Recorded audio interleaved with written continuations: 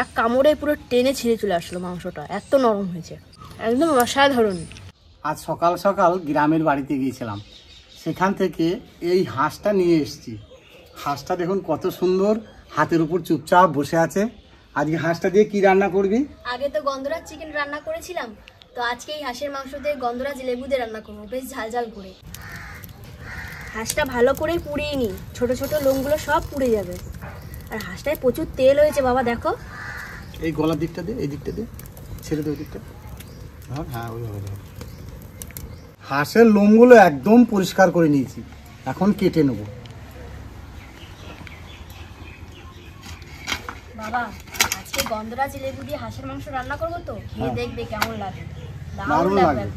হাঁসটায় প্রচুর তেল হয়েছে, একদম হলুদ হয়ে গেছে। আদা রসুন একসাথে বেটে নিচ্ছি। আজকে আলুগুলো ডুমো ডুমো করে কাটলাম। হ্যাঁ, আলুটা কেটে উনানটা ধরা, মশলা বাটা দিলেই হয়ে যাবে সবাইকে। ততক্ষণে আমার মশলা বাটা হয়ে যাবে। শীতকালে হাঁসের মাংসতে তেল হয় তো খেতে দারুণ লাগে, আর এই গরমকালে এই হাঁসটাতে যা তেল হয়েছে, আজকে এটাও খেতে ভালো লাগবে। এই দেখ কত সুন্দর তেল, একদম থোকা থোকা। হ্যাঁ হ্যাঁ, খেতে আজকে জমে যাবে। বড় লেবুটা ছিঁড়ে নিয়ে আসো মা। এটাই হবে? হুম, এই দেখ কত বড় লেবুটা হয়েছে, নিয়ে আসো, এটা নিয়ে আসো। গাছে প্রচন্ড লেবু হয়েছে। সাইজটা দেখ একবার। এই দেখুন আমাদের গাছের গন্ধরাজ লেবু, এর থেকেও বড় হয়, এটা মাঝারি সাইজ। নাও মা, কেটে দাও। ধুয়ে নিয়ে আসি দে। মাংসটা মশলা দিয়ে মাখাবো, কেটে রাখা পেঁয়াজ দিচ্ছি।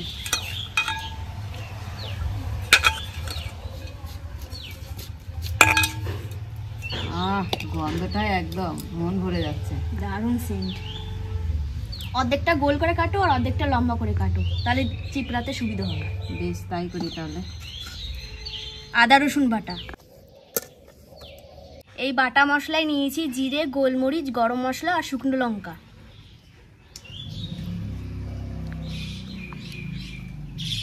গুঁড়ো মশলায় দেবো কাশ্মীরি লঙ্কার গুঁড়ো, হলুদ গুঁড়ো, মিট মশলা, স্বাদ মতন নুন,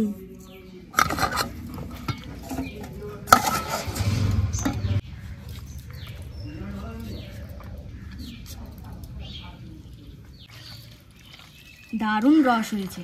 ভাবছিলাম রস কম হবে, ভালোই হয়েছে। এখনো বড় হয়নি লেবুটা, তাও কত রস হয়েছে।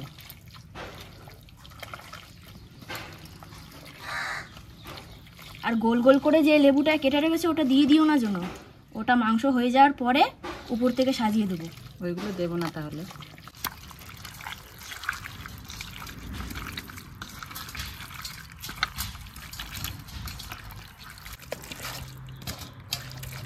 এই এতগুলো লেবুর রস আমি মাংসর ভিতরে দিয়েছি। মাংসর ভিতরে লেবুর রস দেওয়াতে মাংসের স্বাদটা পুরোটাই বদলে যাবে। আর এইদিকে আমি মাংসটা ভালো করে মাখিয়ে রেখেছি, এটা আমি 15 মিনিটের জন্য রেখে দেবো, তাতে মশলাপাতি পুরো মাংসর ভিতরে ঢুকে যাবে।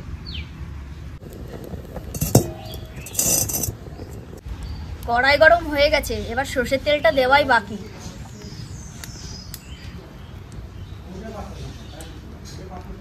ফোড়নে জিরে, শুকনো লঙ্কা, তেজপাতা।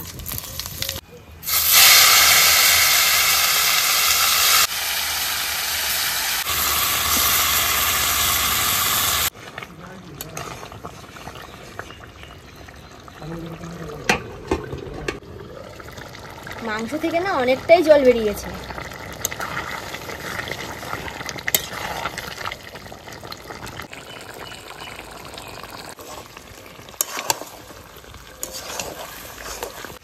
মাংস কষানো হয়ে গেছে আর তেলও ছেড়ে দিয়েছে, এই দেখুন টপ টপ করে পড়ছে তেল।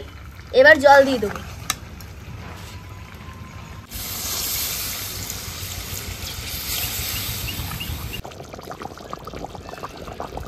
গন্ধরাজ লেবু দিয়ে হাঁসের মাংস রান্না হয়ে গেছে, এবার নামিয়ে দেওয়ার পালা।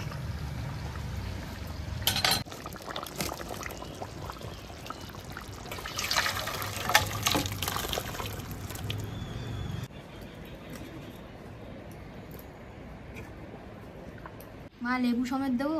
হ্যাঁ, লেবু তো ভাত দিয়ে খেতেই হবে। তোমাকে আজকে একটা লেগ পিস দিই। কালারটা তো দারুণ হয়েছে।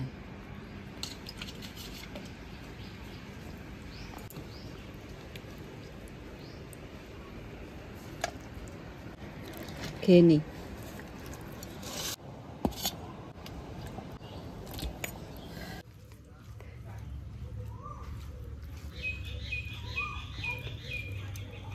দারুণ গন্ধরাজ লেবু সেন্ট বেরোচ্ছে। হ্যাঁ, আর টেস্টটা কিন্তু অপূর্ব হয়েছে। গরম গরম তরকারি, গরম গরম ভাত, দারুণ লাগছে খেতে। আমি তো গরম ধরতেই পারছি না, খাবো কি, এত গরম।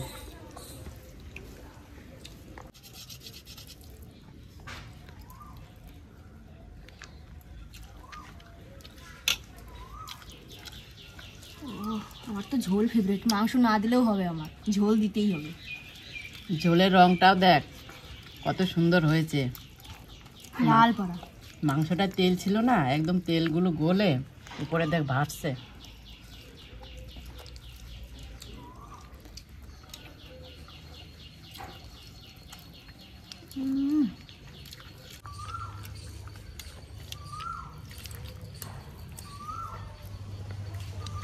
মাংসটা অসাধারণ নরম হয়েছে।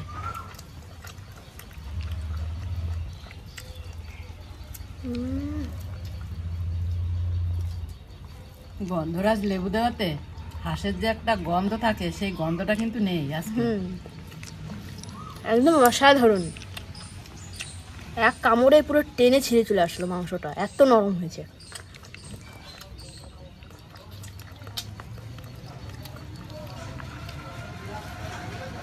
মাংস রান্নার সময় অনেকটা লেবু রস দিয়েছিলাম, আর রান্না হয়ে যাওয়ার পরে অনেকটা লেবু কেটে দিয়েছি।